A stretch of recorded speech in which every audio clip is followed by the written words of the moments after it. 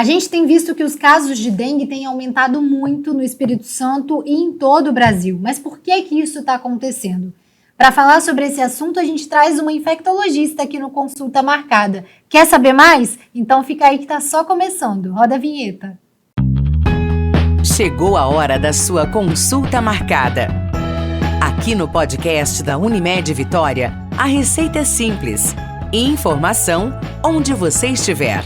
Consulta Marcada de hoje vai falar sobre dengue, que é uma doença que tem preocupado muitas pessoas no Espírito Santo e em todo o país. Para falar sobre essa doença, está aqui a doutora Rúbia Miossi, que é infectologista da Unimed Vitória. Doutora, seja muito bem-vinda ao nosso consultório aberto aqui. Muito obrigada.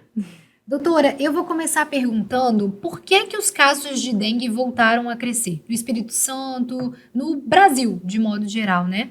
Bom, nós tivemos algumas situações que se somaram para a gente chegar nessa situação atual. Em primeiro lugar é que a dengue ela é uma doença que acontece em epidemias de forma cíclica. Então, mais ou menos a cada 4 anos a gente tem uma grande epidemia de dengue.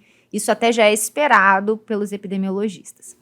A outra situação houve a entrada de um subtipo viral, número 2, que não circulava nos últimos anos aqui no Espírito Santo. Então, essa nova entrada, a entrada de um novo subtipo viral, acaba causando mais casos, porque as pessoas elas não estão imunes a esse subtipo novo, e aí acaba tendo mais gente possível de ficar doente. Então, é uma segunda situação. E a terceira situação é a situação climática. Então, a gente teve aí um período de muito calor no mês de novembro, seguido por chuvas intensas em todo o território do estado, né? E essas chuvas intensas, elas ajudam a proliferar o mosquito, porque tem mais aglomeração de água, né? Mais acúmulo de água. Lembrar que o mosquito da dengue, ele prolifera tanto em água parada, limpa ou suja, tanto faz, ele tem essa capacidade, ele se adaptou muito bem ao ambiente urbano. Então, tendo muito mais mosquito, eu tenho muito mais vetor, né? Que é uma doença que ela é transmitida unicamente pelo mosquito, você não pega de uma pessoa para outra. E o mesmo mosquito pode picar várias pessoas. É verdade. Lembrar também que o mosquito da dengue, ele tem uma característica incrível. A fêmea do mosquito transmite o vírus para os ovos dela. Então, esses ovos, eles ficam nos recipientes secos, grudadinhos lá na parede, se não forem limpos. Daqui 1 ano, quando chover de novo, aqueles mosquitinhos que nascerem desses ovos já vão nascer contaminados com o vírus da dengue. Então, esse ciclo que acaba fazendo com que o mosquito seja permanente no nosso meio urbano e já doente, ajuda a potencializar mais ainda uma situação de grande acumulado de casos. Entendi. E, doutora, além do aumento do número de casos, o que a gente nota também é que tem casos graves surgindo. Por que isso acontece? O que mudou que fez com que esses casos graves de dengue que a gente não via há um tempo ressurgissem? São 2 fatores também. Primeiro fator que acontece toda vez que eu tenho epidemia, ou seja, toda vez que eu tenho um aumento muito grande do número de casos, eu com certeza terei casos graves, porque é mais ou menos proporcional. X% dos casos de dengue são graves. Vamos supor aqui, esse número não é um número real, é um número para suposição, mas vamos supor que 10% fossem graves. Se eu tenho 100 casos de dengue este ano, mais ou menos 10 vão ser graves. Se eu tenho 1.000, passa a ser 100. E aí esse número vai ampliando conforme eu aumento o número de casos. Então isso é uma característica mesmo da doença. A outra situação é, quando eu entro com um vírus novo, a chance de mais casos graves também aumenta, porque eu tenho menos pessoas que já tiveram contato com aquele vírus e que estão imunes, ou seja, eu tenho mais gente que pode pegar a doença por aquele vírus porque nunca teve. E ainda tem um outro detalhe, se essas pessoas tiveram o vírus da dengue tipo 1, vamos supor, no ano passado, o organismo ele armazena dados aí desse contato com esse vírus, uma resposta imunológica. E quando um outro vírus diferente entra em contato com ele, ele pode dar uma resposta pior, justamente por se lembrar que já teve contato com aquele vírus e responder desordenadamente. E aí acontecer um caso grave. Lembrando que o caso grave de dengue, ele não é uma característica só do vírus. O caso grave de dengue é uma característica da resposta que meu organismo tem em relação a esse contato com o vírus. Diferente das outras doenças que a gente fala, tal vírus é muito virulento, ele tem uma característica de causar doença grave, o vírus da dengue, ele causa resposta imunológica. O que causa mesmo os efeitos ruins dele é a resposta imunológica inadequada que meu organismo dá. E que geralmente não é uma falta de resposta, é o contrário, é um excesso de resposta imunológica. E aí esse excesso acaba causando os sintomas mais graves, né, que caracterizam, né, o caso como dengue grave. Entendi. E tem grupo de risco para dengue? Grupo de risco de dengue é todo mundo que vive num local onde tem mosquito da dengue. Entendi. O que vai garantir que você vai ter um caso leve ou um caso grave? Alguma doença que você tem de base, alguma coisa assim? Não.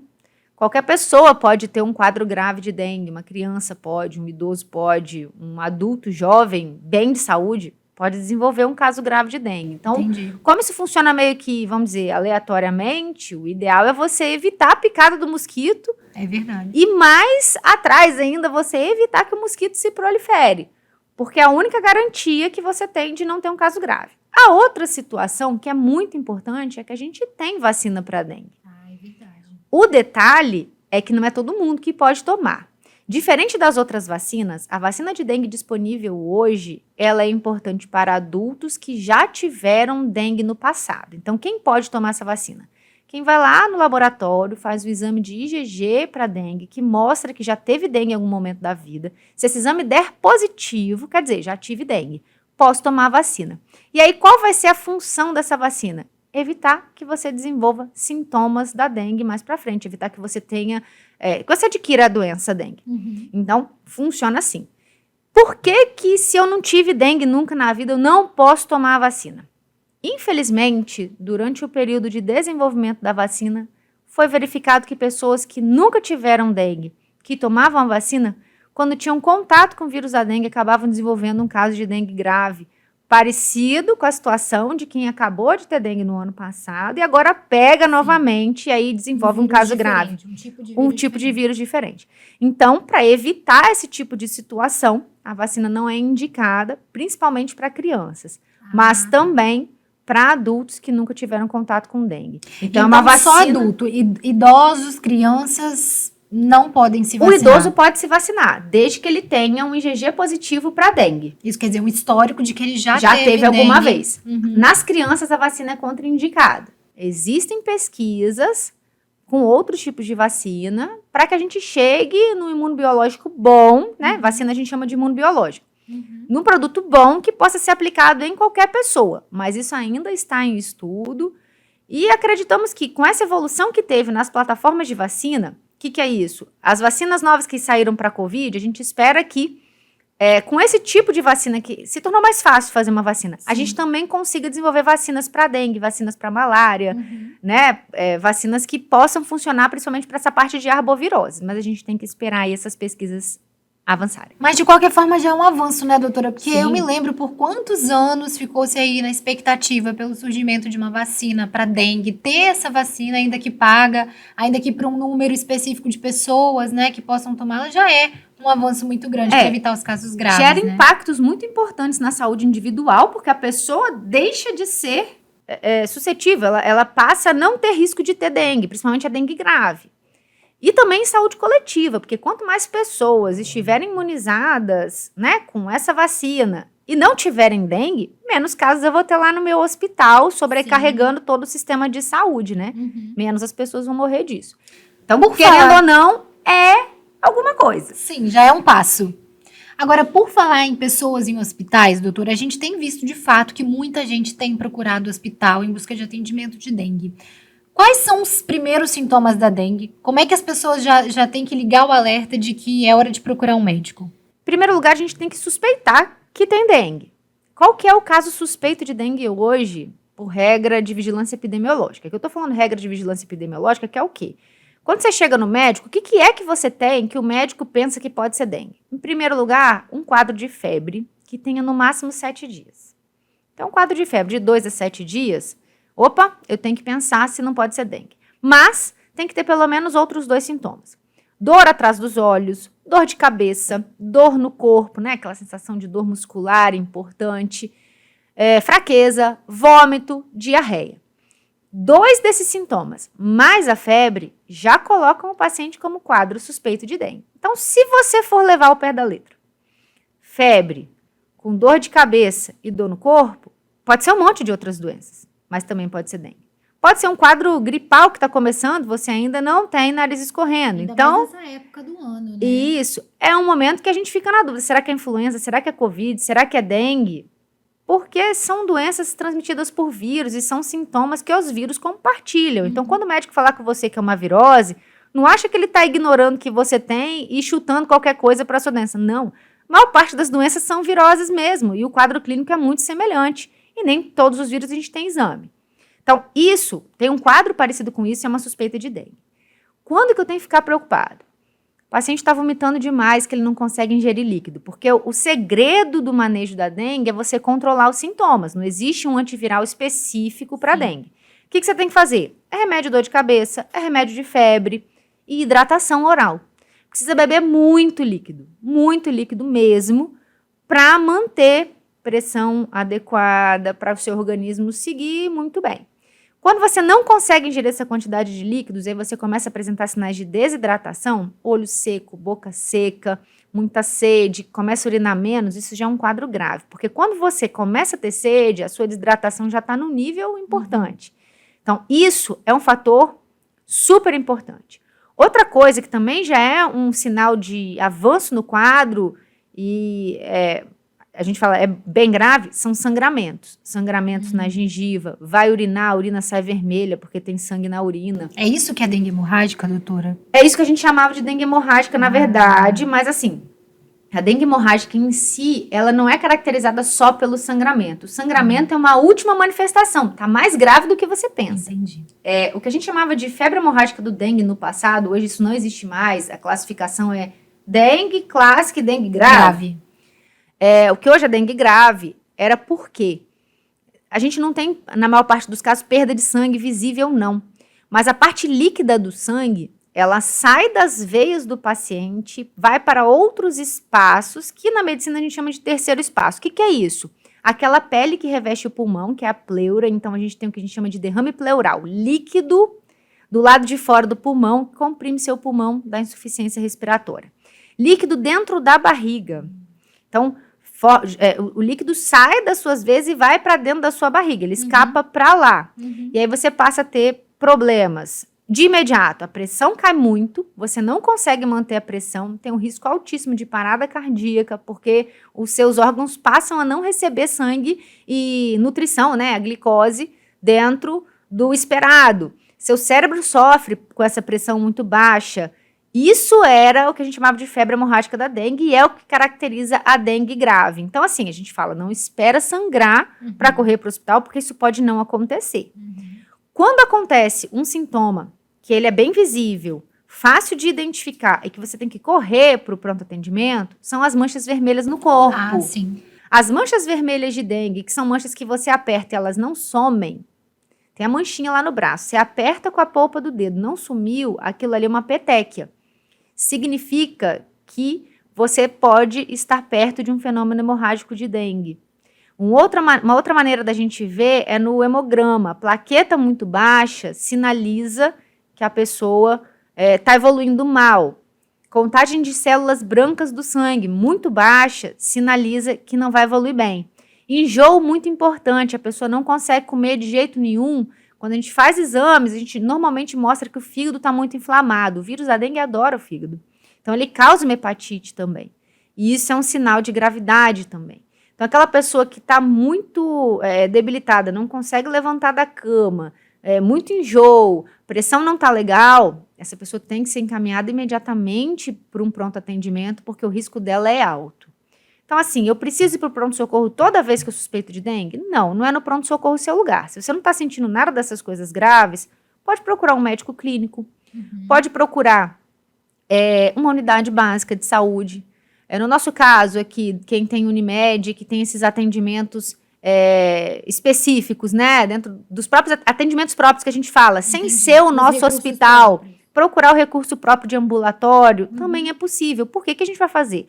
A gente vai examinar, se for um caso suspeito de dengue, a gente vai notificar. Existe um exame específico para fazer até o 5º dia de sintomas, para tentar diagnosticar se já é dengue. Então, até 5 dias de sintomas eu consigo ver rapidamente se pode ser dengue.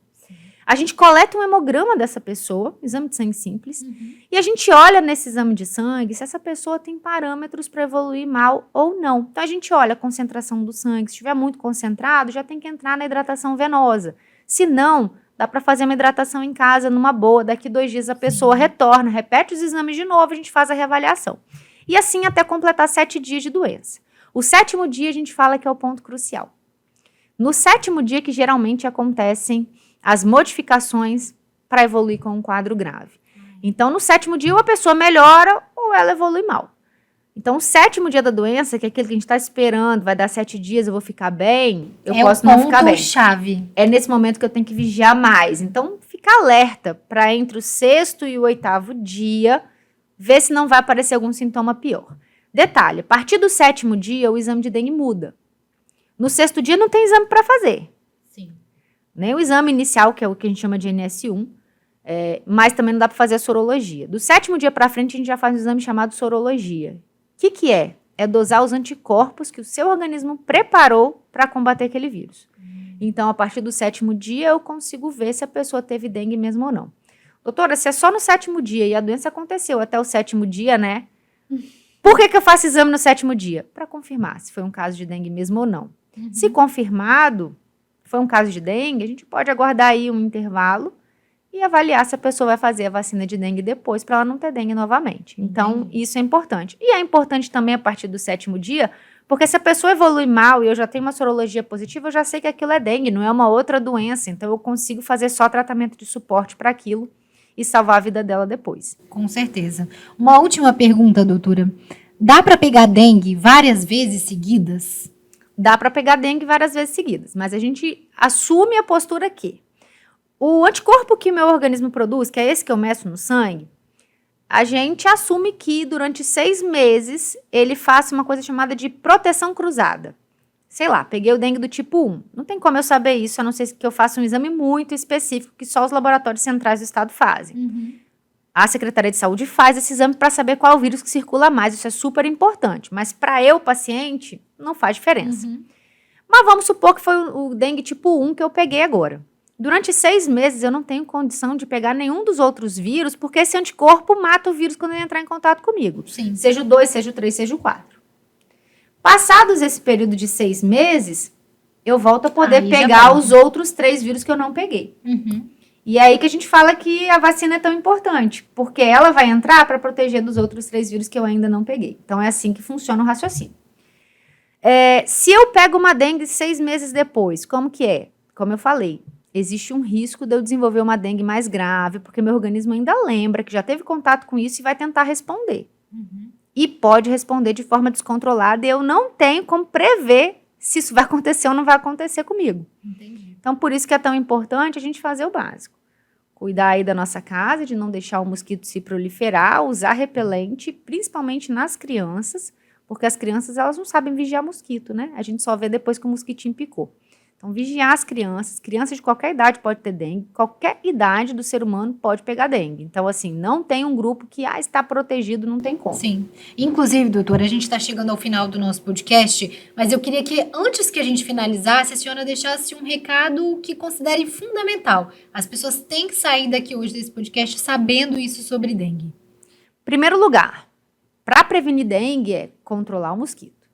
Então, a gente não pode deixar o mosquito crescer na nossa casa, nascer e crescer na nossa casa. Então, cuidar de todos os lugares que você pensa que pode ter água. Principalmente ali a vasilhinha de água do seu pet, porque é uma coisa que as pessoas esquecem. Elas esvaziam, colocam água de novo e não lavam entre a reposição de uma água e outra. Precisa lavar porque o ovinho fica lá grudado. Se você não esfregar, não sai. Então, lavar. A segunda coisa é usar repelente. Aí vale o repelente adequado para a idade. Até 6 meses de vida é difícil ter um repelente que seja muito seguro para a criança. Mas existem alguns repelentes naturais. Conversa com o seu pediatra e vê qual que se adequa melhor ao seu bebê se ele tem menos de 6 meses. 6 meses para cima, os repelentes comerciais funcionam. Qual é o melhor repelente? Não é propaganda, tá, gente? Mas o repelente é à base de icaridina, porque ele dura mais tempo depois que você aplica. Molhou o corpo? Tem que reaplicar. Então, tá calor, vou pra praia no final de semana, passei o repelente, tomei banho de mar, tem que passar o repelente de novo. Usei protetor solar, repelente é por cima do protetor solar, não é por baixo, senão você retira o repelente quando passa. Então, assim, precisa de repelente. À noite, se tem muito mosquito na sua casa, cortinado.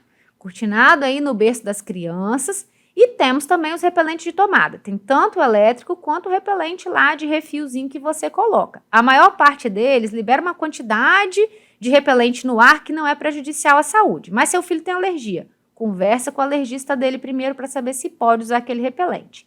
É preferível, nesse caso, usar o repelente elétrico que emite ondas elétricas. Existem umas novidades aí no mercado. Reloginhos que também emitem ondas elétricas para prevenir mosquito. Esses eu não conheço particularmente, mas pode ser que eles sejam eficazes. Basta procurar saber mais a respeito deles. Os pediatras são ótimos para falar para a gente se isso funciona mesmo ou não. Doutora Rúbia Miossi, muito obrigada pela sua participação aqui no nosso podcast. Consulta marcada está terminando agora, mas se você tem alguma sugestão de tema, quer que a gente discuta sobre algum assunto de saúde, manda para a gente. O nosso e-mail é consultamarcada@unimedvx.com.br. E eu espero vocês até semana que vem com muito mais conteúdo. Tchau, gente! Essa foi a sua consulta marcada. Te esperamos no próximo episódio. Unimed Vitória.